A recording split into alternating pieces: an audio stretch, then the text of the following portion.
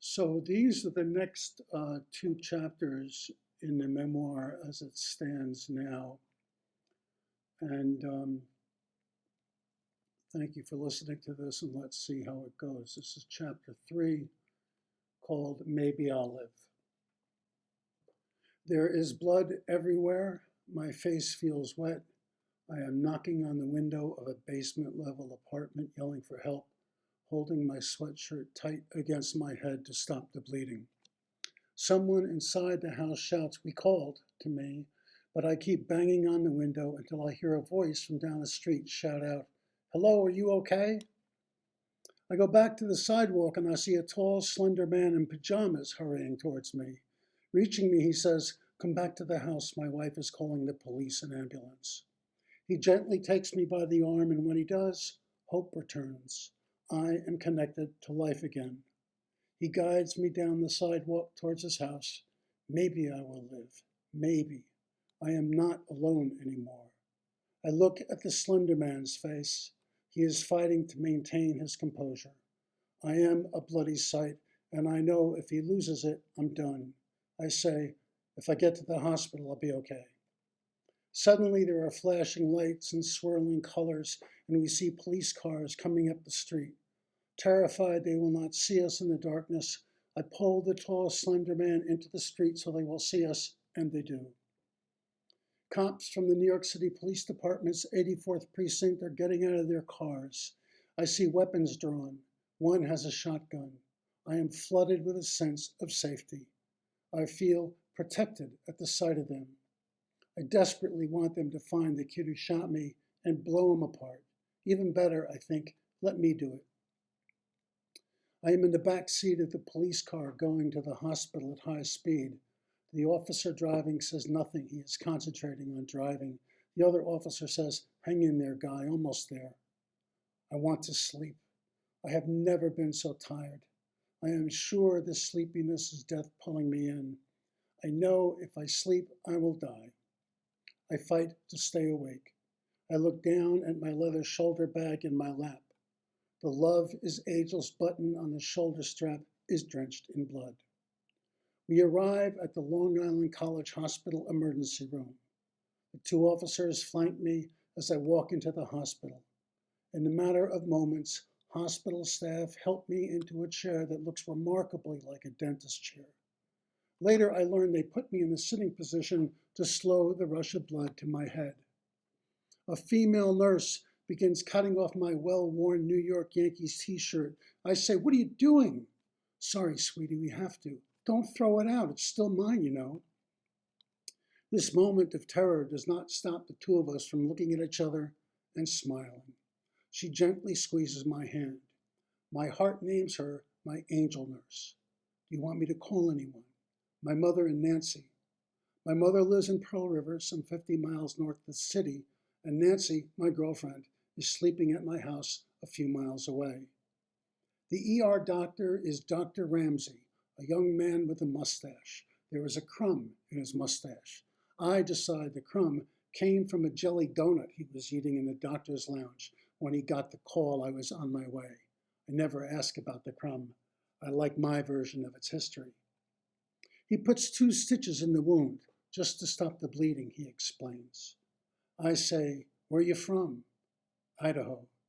"If I live through this, you owe me the best plate of home fries ever." He says, "It's a deal," and smiles.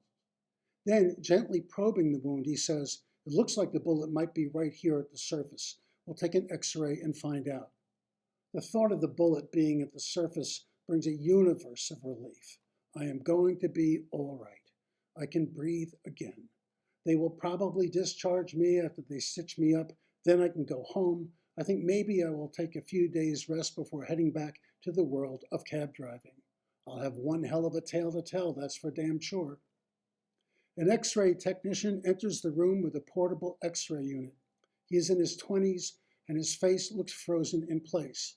It's almost as if someone told him he is not permitted to have more than one facial expression. He never looks at me. My angel nurse comes in and says she reached my mother and she is on her way, but she could not reach Nancy. There's no answer at your house. She's a sound sleeper. Please call again. The x-ray technician finishes taking x-rays of my head and leaves. A police officer comes in. We found someone in the area you got shot. You have to see if you can identify him? I say yes. A surge of rage bubbles up in me. I hope like hell this is the kid that shot me, and I swear if it is, I will attack him here and now and crush his throat before anyone can stop me. Moments later, a terrified, handcuffed teenager is led into the room. I do not recognize him. I know he could have been the one emptying my pockets, but there is no way to know for sure. The kid looks scared out of his mind. I feel badly for him and shake my head no. Dr. Ramsey from Idaho leaves the room for a moment. When he returns, he says, I have some bad news, Peter. The bullet's in the frontal lobe of your brain. I am hurtling through a universe of sizzling, mind-splitting terror.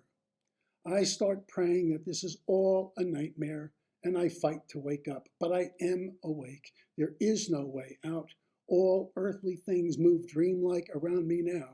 They are not real anymore. Nothing is. They are not part of me anymore. All my molecules know nothing but the moment I am in. There is room for nothing else. I am saturated in the possibility of non-existence, the possibility of total blankness, the possibility of death, real death. There is no way out. I know no choice but one. Accept the war I am in. Don't run from the pulsing flow of terror and fight like hell. I hear Dr. Ramsey from Idaho saying, we'll send you for a CAT scan to see if there's bleeding.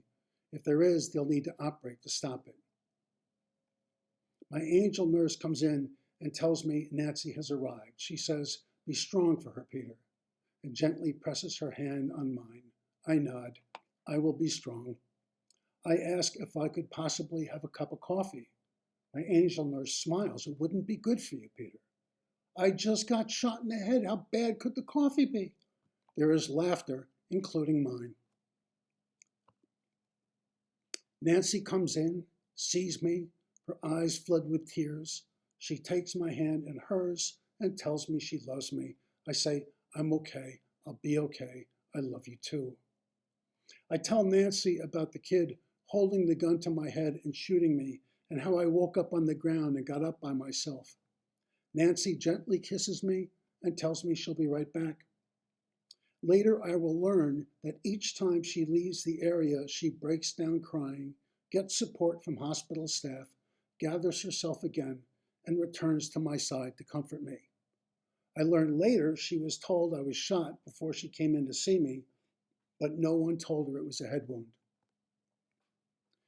I am being pushed quickly down a hallway on a gurney.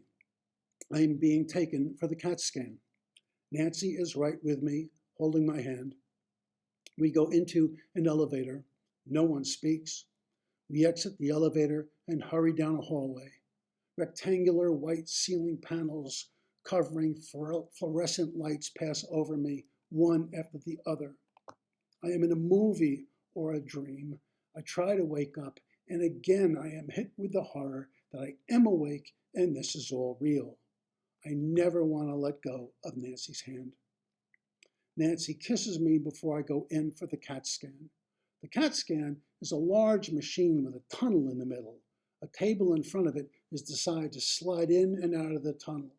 I am transferred onto the table, and soon the upper part of my body is slid into the tunnel. I am covered neck down with a lead blanket. The irony of this is not lost on me.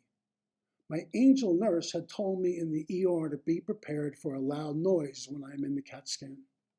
I am glad she told me because I hear a loud rumbling sound, and I know if she had not warned me, the sound would have terrified me. The CAT scan does not last long. I am placed back on the gurney, wheeled into some adjoining room where Nancy is waiting.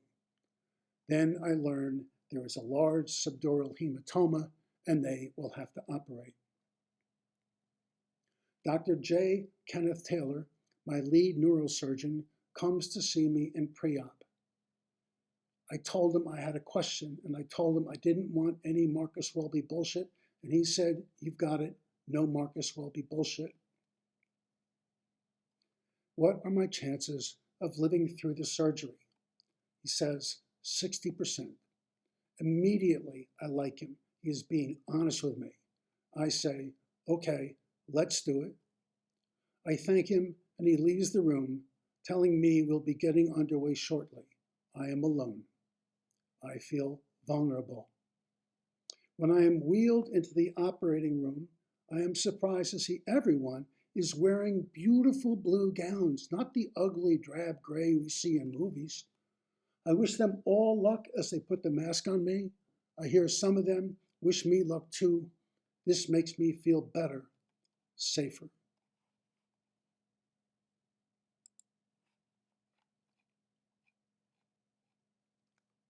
The next chapter, oof.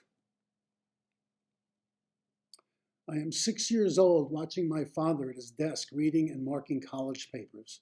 He teaches English at Columbia University and John Jay College for Criminal Justice. I am sitting at the foot of his twin bed because it faces his desk. He and my mother have separate rooms. They say it is because my father snores, which is true, and my mother is a light sleeper, also true. I love watching my father work. He wears half glasses, and a draftsman's fluorescent light is clamped to his desk.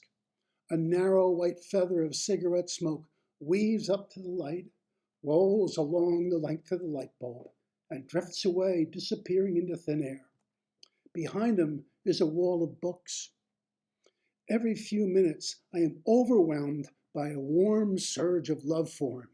Each time, I jump off the bed, run around the desk, and throw my arms around him. He says, oof, pretending I have knocked the wind out of him. We laugh and hug. I go back to my seat on the bed and return to watching him. He returns to his papers.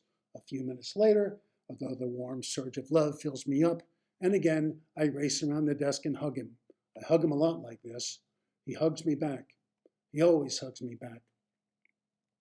I am 2, 3, 4, 5, 6, and already I know my parents are God. I think everybody knows my parents are God. My mother catches me doing something I'm not supposed to do. She is not even looking. She says, I have eyes in the back of my head, young man. I know she does. Those eyes are back there somewhere, but I cannot find them, no matter how hard I stare at her graying hair. But I know they are there. My parents are in charge of everything, so of course they are God. Every Sunday we go to the Norshan Presbyterian Church. More often than not, my father does not go to church with us.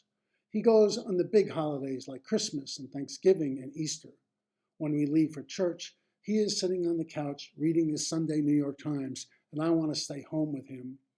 I feel like I've been stuffed into my Sunday clothes. They make me uncomfortable. I do not understand why God cares what we wear.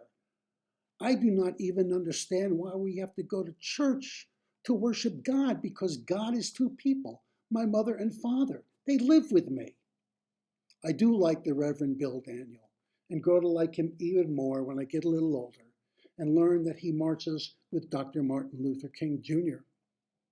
As much as I like him, I do not understand why he talks about God as if God is invisible or something.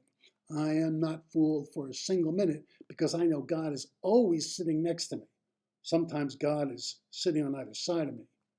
They should all just admit it. That's it for today. Thank you very much for listening.